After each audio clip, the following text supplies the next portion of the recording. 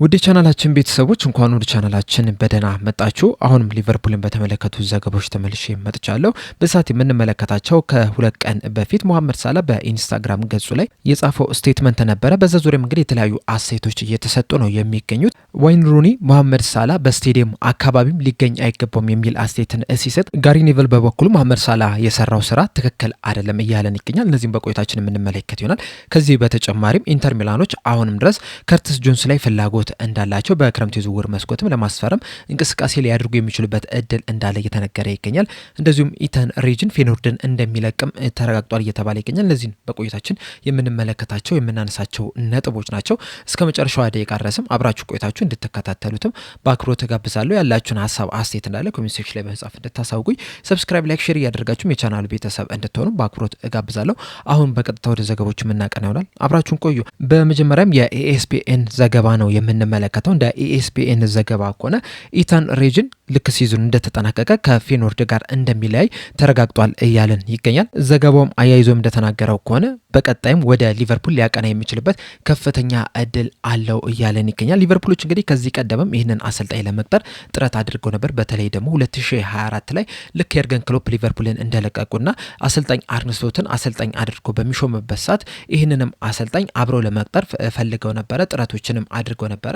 ነገር ግን ደግሞ የስራ ፍቃድ ባለማግኘቱ ምክንያት ሊቨርፑልን ሳይቀላቀል ቀርቷል። አሁን ላይ ግን የአሰልጣኝነት ላይሰንሱን ስላገኘ በእንግሊዝም የስራ ፍቃድ ያገኛል ተብሎ ይጠበቃል። እናም በቀጣይም ሊቨርፑልን ሊቀላቀል የሚችልበት ከፍተኛ እድል አለ። እንደዚሁም አሰልጣኝ አርነ ስሎትም ከኢታን ሬጅን ጋር አብሮ ለመስራትም በጣም ከፍተኛ ጉጉት እንዳላቸው ነው እየተነገረ የሚገኙና ይህ ሲዝን ከተጠናቀቀ በኋላ ምናልባትም ሊቨርፑሎች አዲስ የኮቺንግ ስታፍ አባል ሊያገኙ የሚችሉበት ከፍተኛ እድል አለ። ኢታን ሬጅንም በስተመጨረሻ ወደ ሊቨርፑል የሚቀላቀል ከሆነ በእርግጠኝነት አሰልጣኝ አርነ ስሎት በቀጣይ ዓመትም በሊቨርፑል ስራቸው እንደሚቀጥሉ ማረጋገጫ የሚሆን ይመስለኛል። በመቀጠልም ፖል ጆይስ ይዞት የወጣውን ዘገባ ነው የምንመለከተው። ዘታይምስ ላይ ፖል ጆይስ እንደጻፈው ከሆነ ኢንተር ሚላኖች አሁንም ድረስ ከርቲስ ጆንስ ላይ ከፍተኛ ፍላጎት አላቸው እያለን ይገኛል። እንደሚታወቁ እንግዲህ ኢንተር ሚላኖች በጃንዋሪ ዝውውር መስኮት የመግዛት ግዴታ ባለው የውሰቱን ለመውሰድ ፍላጎት ነበራቸው። ነገር ግን ሊቨርፑሎች ተጫዋቹን ለመልቀቅ ባለመፈለጋቸው ምክንያት ወደ ኢንተር ሚላን ሳይዘዋወር ቀርቷል። አሁንም ድረስ ግን ኢንተር ሚላኖች እዚህ ተጫዋች ላይ ከፍተኛ ፍላጎት እንዳላቸው ነው እየተነገረ የሚገኙና በክረምቱ የዝውውር መስኮት ይህንን ተጫዋች ለማስፈረም እንቅስቃሴ ሊያደርጉ ይችላሉ እያለን ይገኛል። አያይዞም እንደተናገረው ከሆነ ሊቨርፑሎችም ለዚህ ተጫዋች ቢያንስ 35 ሚሊዮን ፓውንድ ይፈልጋሉ ነው እየተባለ የሚገኘው። በእርግጥ ኢንተር ሚላኖች ብቻ አይደሉም እዚህ ተጫዋች ላይ ፍላጎት ያላቸው። ከዚህ ቀደም በወጡት ዘገቦች መሰረት ማንቸስተር ሲቲዎችም የዚህን ተጫዋች ሁኔታ ሲከታተሉ ነበረ። እንደዚሁም ቶተናሞችም በጃንዋሪ ዝውውር መስኮት ይህንን ተጫዋች ለማስፈረም ፍላጎት ነበራቸው። ነገር ግን አሁን ላይ ያ ፍላጎታቸው አለ ወይስ የለም የሚለውን ነገር በእርግጠኝነት መናገር አይቻልም። በተለይ ደግሞ ዲዘርቪን ከቀጠሩ በኋላ ምናልባትም የቶተናሞች እዚህ ተጫዋች ላይ ያላቸውን ፍላጎት ቀንሰው ሊሆኑ የሚችሉበት እድል አለ። እንደዚሁም ደግሞ ዲዘርቪ ራሱ የሚፈልገው የተጫዋች ፕሮፋይልም ከዚህ ከከርቲስ ጆንስ ጋር ላይመሳሰል የሚችልበት እድል አለና በዚህ ሰዓት ላይ ያላቸውን ፍላጎት በእርግጠኝነት መናገር አይቻልም። ነገር ግን ኢንተር ሚላኖች ከሁሉም ክለቦች በበለጠ ጠንከር ብለው ይህንን ተጫዋች ለማስፈረም እንቅስቃሴ እያደረጉ እንደሆነ ነው እየተነገረ የሚገኘው። እንደዚሁም ፋብሪዚዮ ሮማኖም ከዚህ ቀደም እንደዘገበው ከሆነ ተጫዋቹ ራሱ ወደ ጣሊያን ሄዶ ለኢንተር ሚላን ለመጫወትም ክፍት እንደሆነ ነው እየተናገረ የሚገኘውና ምናልባትም በሊቨርፑል የማይቆይ ከሆነ ወደ ኢንተር ሚላን የሚሄድ እድሉ በጣም ከፍተኛ እንደሆነ ነው እየተነገረ የሚገኘውና በቀጣይ ምን አይነት ውሳኔ ያስተላልፋል የሚለውን ነገር እንግዲህ አብረን የምንመለከት ይሆናል። እናንተ ግን ከርቲስ ጆንስ በሊቨርፑል የሚቆይ ይመስላችኋል ወይስ ሊቨርፑልን የሚለቅ ነው የሚመስላችሁ? ከለቀቀስ ወደ የትኛው ክለብ ሊያቀና ይችላል ብላችሁ ታስባላችሁ? ሀሳብ አስተያየታችሁ እንዳለ ኮሜንት ሴክሽን ላይ በመጻፍ አሳውቁኝ።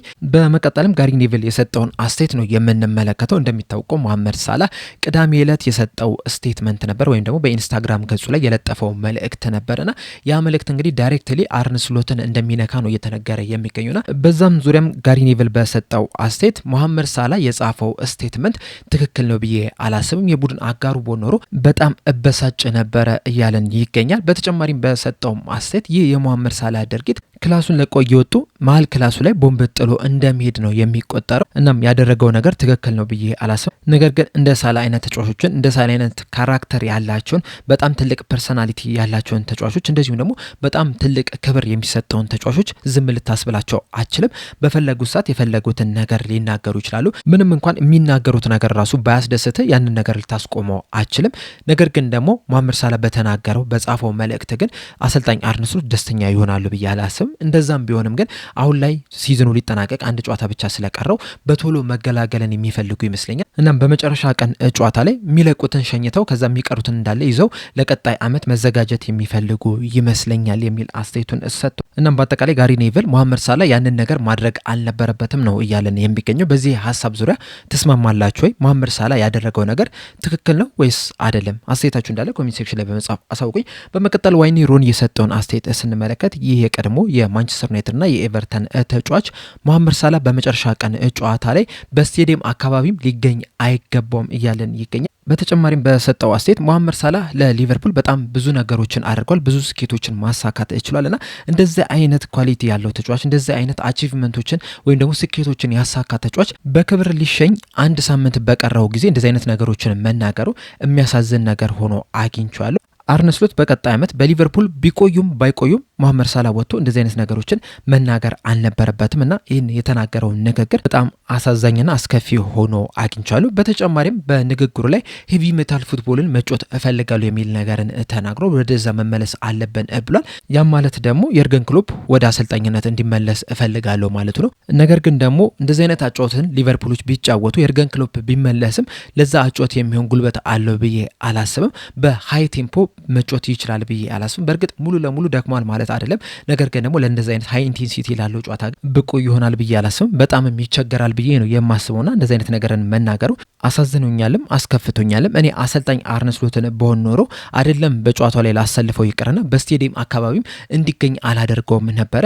ከዚህ ቀደም እንግዲህ እኔ ከአሌክስ ፈርጉሰን ጋር እንደዚህ አይነት ሰጣ ገባዎች ውስጥ ገብቼ ነበረ። እናም በአሌክስ ፈርጉሰን የመጨረሻ የኦልድ ትራፎርድ ጨዋታ ላይም በዛም ምክንያት በስኳድ ውስጥም እንዳልገኝም አድርገውኝ ነበረና አሰልጣኝ አርነ ስሎትም እንደዛ ነው ማድረግ መቻል ያለባቸው። መሐመድ ሳላም ቦምብ ጥሎባቸው ነው የሄደው። ይህም የሚያሳየው ደግሞ በአሰልጣኝ አርነ ስሎት ላይ እንደዚሁም በቲሙ ላይም እምነት እንደሌለውም ጭምር ነው የሚል አስተያየቱን ሰጥቷል። በተጨማሪም በሰጠውም አስተያየት መሐመድ ሳላ በጣም ራስ ወዳድ ተጫዋች ይመስለኛል። በተለይ ደግሞ በሁለት አጋጣሚዎች አርነ ስሎትን አጋልጦ ሰጥቷል። ያንን ነገር ማድረግ አልነበረበት። በማድረጉም በጣም እሺም ነው፣ በጣም ያሳዝናል። ደጋፊዎቹም ወደ እሱ እንደሚያደሉ መናገር ይቻላል። ነገሩን ጠለቅ ብለን ስንመለከተው መሐመድ ሳላ ምን እያደረገ እንደነበረ በደንብ የሚያውቅ ይመስለኛል። ድንገት ተነስቶ አይደለም የጻፈው። ይህንን ነገር በደንብ አስቦበት የጻፈው ነገር ነው።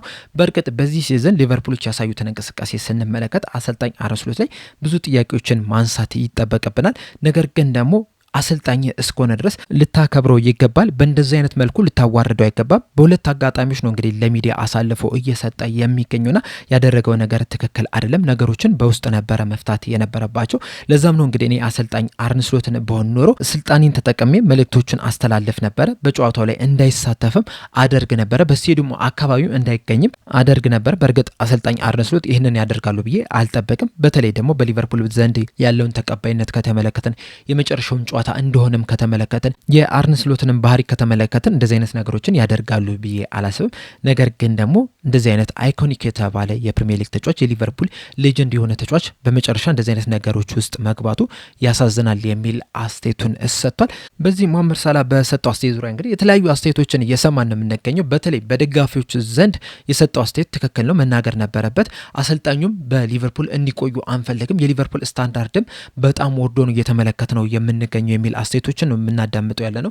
እንደዚሁም ደግሞ እነዚህ የቀድሞ ተጫዋቾች የቀድሞ አሰልጣኞች ፐንዴቶችን ደግሞ የሚሰጡትን አስተያየት ስንመለከት መሐመድ ሳላ ያደረገው ነገር ትክክል አይደለም፣ እንደዚህ አይነት ወጥቶ መናገር አልነበረበትም እያሉ ነው የሚገኙትና ሁለት ጽንፎችን እየተመለከትን ነው የምንገኘው። ትክክል ነው፣ ትክክል አይደለም የሚሉ በእናንተ ሀሳብ ግን መሐመድ ሳላ ያደረገው ነገር ትክክል ነው ወይ ብላችሁ ታስባላችሁ? ወጥቶ መናገሩ ትክክል ነው ወይ ወይስ ትክክል አይደለም ወጥቶ መናገር አልነበረበትም ብላችሁ ነው የምታስቡት? እንደዚሁስ ዋይን ሩኒ በሰጠው አስተያየት ዙሪያስ ያላችሁ ሀሳብ ምንድነው? እናንተ አሰልጣኝ አርነ ስሎት ቦታ ላይ ብትሆኑ እና መሐመድ ሳላ እንደዚህ አይነት አስተያየትን ቢሰጥባችሁ ምን ታደርጉ ነበረ? ሀሳብ አስተያየቶች እንዳለ ኮሜንት ሴክሽን ላይ በመጻፍ አሳውቁ። ለአሁን እኔ እዚህ ላይ አበቃው። እስከ መጨረሻው ደቂቃ ድረስ ስለተከታተላችሁኝ ከልብ አመሰግናለሁ። በቀጣይ በሌላ እስከምንገናኝ ድረስ ግን ሰብስክራይብ፣ ላይክ፣ ሼር ማድረግ እንዳትረሱ። ቸር ያቆየን።